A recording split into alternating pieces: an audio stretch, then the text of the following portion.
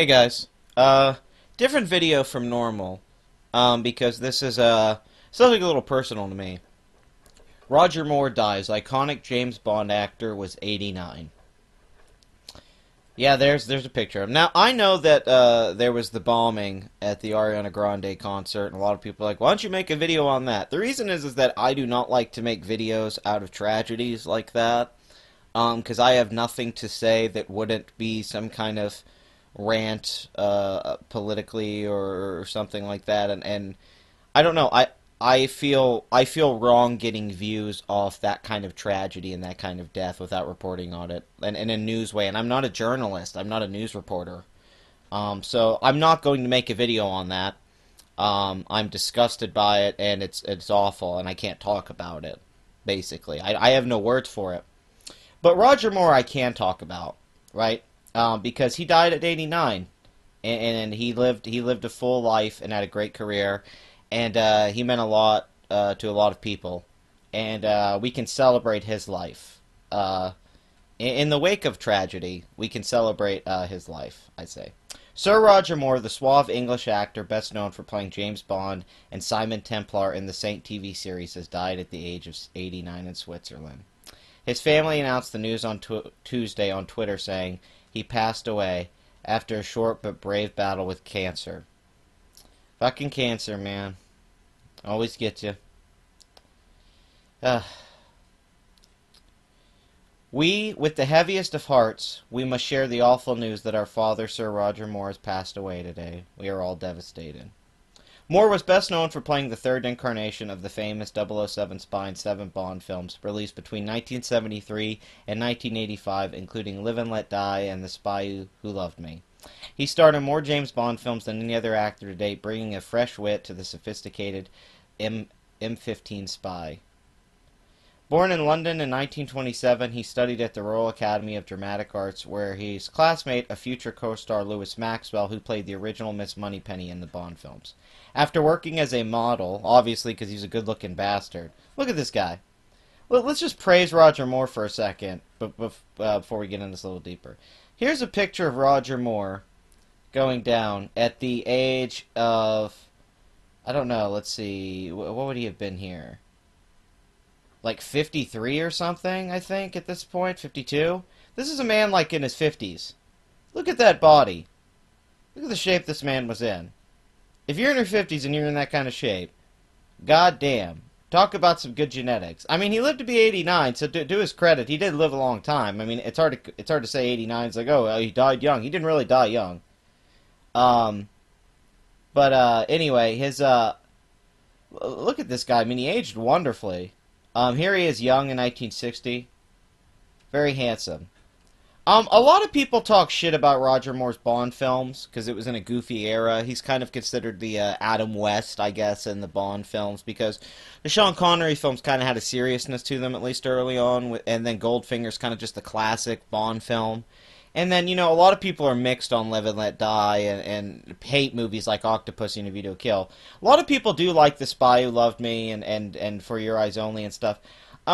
I'd agree with the assessment that Roger Moore's films are a mixed bag as films, and they're definitely a little dated and there's issues with them. But I think movies like The Man with the Golden Gun is insanely underrated as a great piece of like 70s B-movie perfection. Roger Moore had a tongue-in-cheek attitude about the character. I don't think this showed his limit. I don't think this showed that he was limited as an actor. I think if he had been in those Sean Connery Bond films and was given those scripts, he would have been great in them. I think he would have been terrific in Doctor No and stuff. He was just in a time when that's what was selling. I mean, Moonraker was a huge hit, and a big reason with that was because it was the Star Wars thing and the laser. Now that's one of the worst parts of the whole movie. It is the worst part of the movie, and it's nothing like the book Moonraker. Now we went through a lot of incarnations. And George Lazenby was in between Sean Connery and Roger Moore. And you have to understand how important Roger Moore is to the Bond franchise. Because Lazenby, while being in a pretty good Bond movie, on Her Majesty's Secret Service, he wasn't liked at all. He really couldn't act. He was really just a model. He didn't have the charisma of, say, a Sean Connery or a Roger Moore. And he certainly didn't have the... he had the looks, but he certainly didn't have like the physical intensity of someone like Daniel Craig or Timothy Dalton. And as a fan of the Ian Fleming books and the films, I would say, in my personal opinion, because everyone disagrees, my favorite James Bond probably, if I had to say, is Daniel Craig overall, because I like his acting probably. But the one I think fits closest to the books when I read them and in my head is Timothy Dalton. I'd say Timothy Dalton in The Living Daylights is the closest Bond from the Fleming novels. But here's the thing: if Connery came back and worked on Diamonds Are Forever and stuff, because they paid him like $1 million at the time or something. If Roger Moore hadn't come in and made Live and Let Die a huge hit and had the name that he did, because he was a famous TV star, if that hadn't all happened and Bond wouldn't have come back that way, we may not have James Bond films like we do today. Sean Connery established James Bond as an icon. From the books that were famous into a film series. Roger Moore solidified it to where we were going to continuously get James Bond films over the next years. And I love every era of Bond. I don't like all the movies. I don't like Die Another Day. I think Spectre was pretty crappy. I didn't like it. But I think they're all watchable movies and they're good action films. Obviously, this is a lot of stuff I already said. Bond producer Albert Broccoli offered Moore the role of 007 in 1972, and he wrote in his autobiography that he had to lose weight and cut his hair before starring in the franchise for more than 13 years. Anyone watching could sense that Moore's Bond cared more about the gadgets and the girls than the mission. The Washington Post Jason Horowitz once wrote, Moore seemed to know that trying to control the mission was futile. You just had to go with it and smile. During his tenure as Bond, he starred in other features such as The Wild Geese with Richard Burt and Richard Harris, as well as The Cannonball Run with Burt Reynolds and Farrah Fawcett, but none were ever successful as Bond. He basically plays James Bond in Cannonball Run. I had a conversation about this today. People certainly, being eternally known as Bond has no downside, Moore said in The Guardian. People often call me Mr. Bond when we're out, and I don't mind it a bit. Why would I? Man, that's pretty sad that he's gone. The love with which he was surrounded in his final days was so great it cannot be quantified with words alone, said his family statement Tuesday. We know our own love and admiration will be magnified many times over across the world by those who knew him for his films, his television shows, and his passionate work for UNICEF. Moore is survived by his wife Christina Stroop and 3 children. A private funeral will be held in Monaco. So Roger Moore, man, that's the thing about it. I would argue that Roger Moore, while being in a bunch of hit movies, these were all big movies, and a lot of people loving him, and he's probably shown the most in the Bond marathons, and he's definitely in the most Bond films and all that. So, but in a sense, I'd say it's still to say Roger Moore was kind of underrated. Because a lot of people consider him of a joke, in the same way people did with Adam West in that Batman show. And if you go back and watch that Adam West Batman show, what's so brilliant about it is that Adam West gets how silly and campy it is, and he's brilliant. His comic timing, his delivery is genius with it. If you watch Roger Moore's Bond films, the main issues is the script and the one-liners just aren't as clever and witty as they should be. You want them to be a little better. I quote them sometimes. And don't get me wrong, it's fun to watch him go back and beat the shit out of women in those old Bond movies. Like, god damn. It's fucking brutal. Oh my goodness.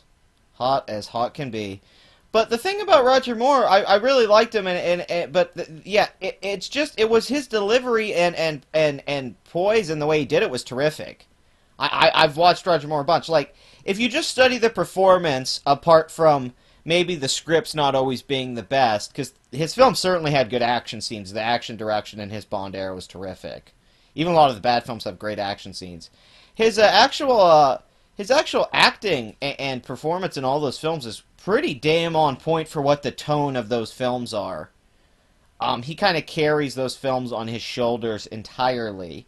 And I think in that regard, in carrying the more campy, humorous sensibilities. Even, let's say, recently the Kingsman film with Colin Firth, I think, kind of took a Roger Moore-esque approach to how he played his Bond. I'd say in that way that Adam West is our idea of doing that perfect era of kind of camp Batman. And, no one can say it better than Adam West. Like, some days you just can't get rid of a bomb. That's perfect. I'd say nobody does it better than Roger Moore when it comes to, in the history of doing that kind of comedic almost parody approach to Bond in the actual films. He found that tone, which I think is influential throughout film later on, that led to kind of a comedic sensibility being in a major action film or a blockbuster. I mean, really, are the Marvel characters that much different from a one-liner asshole James Bond from back in the day? Not really. They're not that different from Tony Stark and this guy aren't that different anymore, you know. And I think we need to remember that impact on Hollywood. Like I said, Roger Moore solidified the character as an icon in a film franchise, and he found that other side to Bond that maybe entirely wasn't being balanced out right in the Connery films, which was the really far humor and fun, which really is not that existent in the Fleming novels, to be fair. They're very serious for the most part and very smart spy novels that are very quickly paced. And I would prefer a more direct adaptation of Moonraker and The Man with the Golden Gun. But I do not blame Roger Moore for this. I think the producers and a lot of the factors at the time, I think Roger Moore was terrific. Excluding the fact of being way too old in A View to a Kill and stuff. But, 1927 to 2017. I've seen The Saint. I was definitely a fan of that show. I mean, I didn't watch it at the time. I'm not that old. But he had a long career. He had a great legacy. I'd say he was just a great person. And he had one of the best relationships with the producers. They loved him. That's why he stayed on so long. And of course they would, because those movies made a lot of money. Despite what you feel about Roger Moore, his era of Bond films, I mean, it's crazy if we just go look real quick, just to give you a little idea here. And don't get me wrong, the Sean Connery films, when you take inflation like Goldfinger, are huge hits. I'm just saying, look at what some of these movies made. 250 million with inflation, like that would take a price. 230 million, 190 million, 185 million. 175 million, 175. I mean, this guy was in a bunch of hit movies right here, you know. The only one that really didn't crack, that was kind of not a huge hit, was The Man with the Golden Gun, which is funny. I actually think that film's really underrated, but a lot of people hate it. Christopher Lee's wonderful in it, though. But yeah, Roger Moore is a legend. I mean, he's a fucking legend. He's a pussy slayer at the highest order. He looked damn good in a suit, and I don't think anyone's ever been quite able to capture. I think Pierce Bronson tried to take some cues from this sort of type of Bond, and it's just not my preference in the '90s and in those films. I preferred when he actually took it a little bit more serious and didn't try to do it. But Roger Moore to me is the king of this, and like I said, nobody does it better, and I'm gonna miss him. I love whenever he did a cameo. I love whenever his voice showed up anywhere and he did something. And he's wonderful. He's wonderful, and there's if that could happen, for more to Craig. But I'm a fan of all the Bonds. I'm not a hater. I'm not here to make a video comparing Bonds or being this is better or bad or trying to stay my opinion. I'm just here to celebrate Bond. I own the Blu-ray set. I'd highly recommend it for everyone who's a fan. And tell me in the comments how you feel about Roger Moore. What's your favorite Roger Moore Bond film? And, let's not make this about who's your favorite Bond. Tell me what Bond film is your favorite one that Roger Moore made. Mine's probably either For Your Eyes Only or The Man with the Golden Gun, although I know a lot of people love The Spy Who Loved Me, which is a very good movie. But, it's different for everyone. Some people like Moonraker, as silly as it may be. Oh my god. And it's pretty silly. But like I said, in a time of tragedy, when horrible things are happening and people are arguing and being politicized, let's just be happy that we had Roger Moore as a bright, shining example of awesomeness for a little while, even though it's fading away slowly. We need to remember the good people in the world before we just always focus on all the bad things happening, because there's a lot of good in this world too, and we need 007. I mean, maybe hitting women a little bit less, that's okay, but we need the man's man. We need the smokers and the drinkers and the badasses and all that stuff. And that means something. In the official Eon series, though, of the official films, not like Casino Royale, the satire, or Jimmy Bond, the American film, because they didn't own the book rights to Casino Royale, the Broccoli family. He is the first official Bond actor to die in the official lineup before Sean Connery and anyone else. Timothy Dalton. As far as he's the first Bond actor to pass, which is pretty major.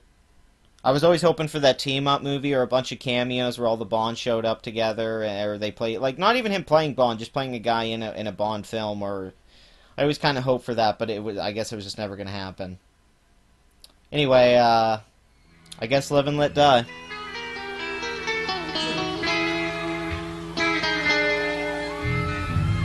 Nobody does it better.